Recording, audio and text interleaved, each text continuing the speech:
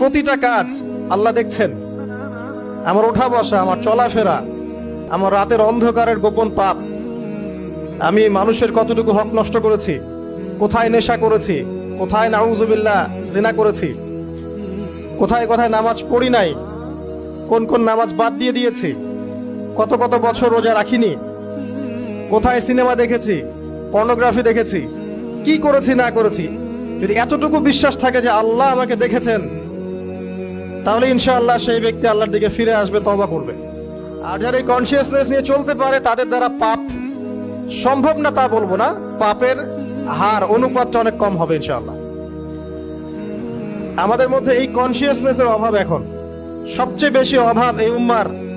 যে কয়েকটা বিষয়ের, তার মধ্যে একটা হচ্ছে ইহসান বা আল্লাহ কনসিয়াসনেস, যে আল্লাহ পাক আমাকে দেখছেন। এই চিন্তাটারই অভাব।